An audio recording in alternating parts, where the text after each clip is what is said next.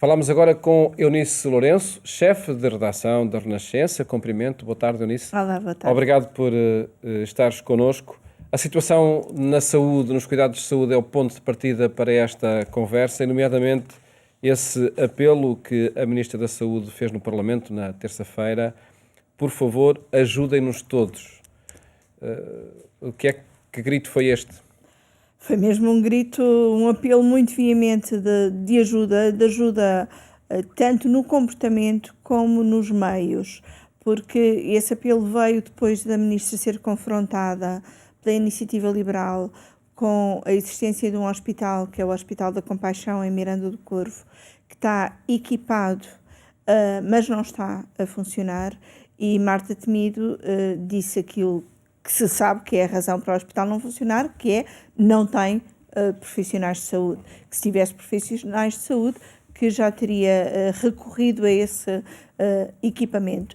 E o que se passa neste momento é que na discussão política discute-se um bocadinho a requisição civil ou não de meios privados ou do setor social, mas já não há muito mais meios a que recorrer. Aliás, António Costa, a semana passada, dizia que na preparação, na negociação na área de Lisboa e Val do Tejo, só um dos grupos privados é que ainda tinha camas disponíveis e tinha disponibilizado 20 de imediato e depois mais 20 de há algum tempo.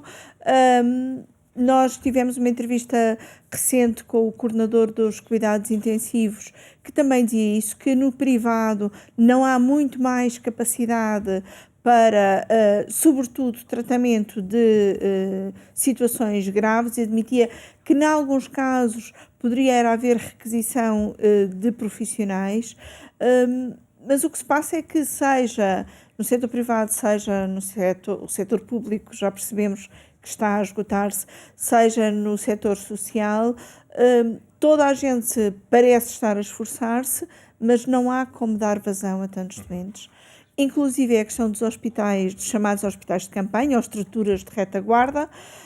Em Portimão começou a funcionar, o de Lisboa foi remontado, mas também tem falta de profissionais, e servem sobretudo não para tratar os doentes graves, mas para aliviar os hospitais de doentes menos graves, de forma a ocupar mais camas de hospital com os doentes mais graves. Estamos numa situação em que logisticamente deve ser muito complicado de gerir, e que deveria ter tido aqui de facto uma previsão, uma antecipação logística. O erro está aí? Provavelmente está, mas há aqui tantas coisas que nós não sabemos, inclusive é sobre o comportamento do vírus. O que parece, e o que vários responsáveis, tanto sanitários como regionais, assumem, é que, de facto, o Norte preparou-se melhor, mas até atribuem isso ao facto do Norte ter tido um primeiro impacto, logo desde a primeira vaga, muito mais forte.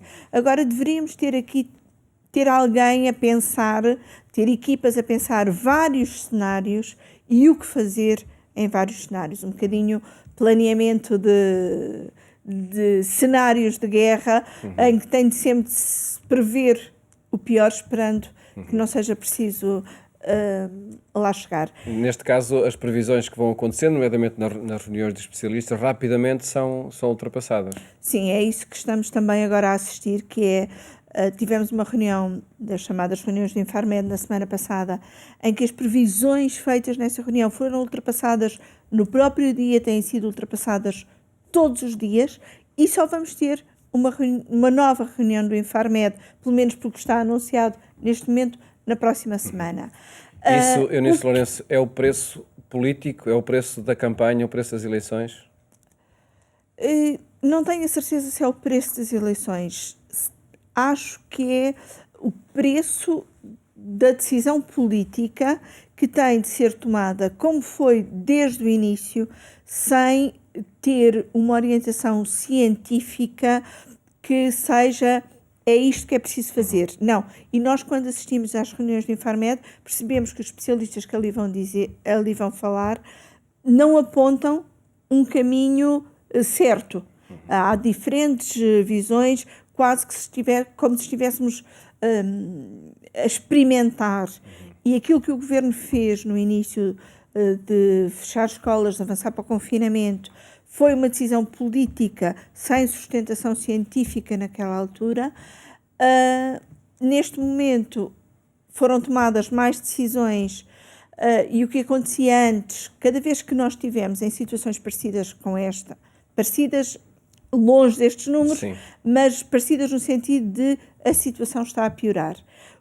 O que aconteceu nas outras situações foi, nas reuniões eram traçados cenários, mas depois eram tomadas medidas que faziam com que aquelas previsões nunca se confirmassem. E agora estamos a assistir ao contrário.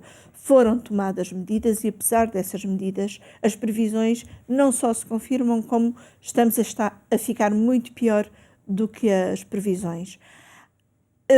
Nós temos hoje uma entrevista ao Presidente do Conselho Nacional de Ética para as Ciências da Vida, uma entrevista à Renascença Público, que ele diz que usa palavras muito fortes. Estamos debaixo de uma tempestade, estamos numa situação semelhante a uma situação de guerra e diz que estamos a viver um perigo muito grave neste tipo de cenários, que é perdeu-se lucidez no comando, seja no comando político, seja no comando sanitário.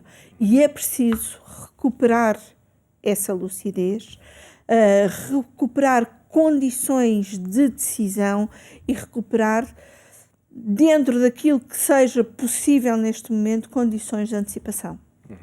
É de facto uma urgência, até porque começam a haver muitas vozes de comando, não é? Autarquias, enfim, as medidas vão-se tomando de forma muito segmentada, não é?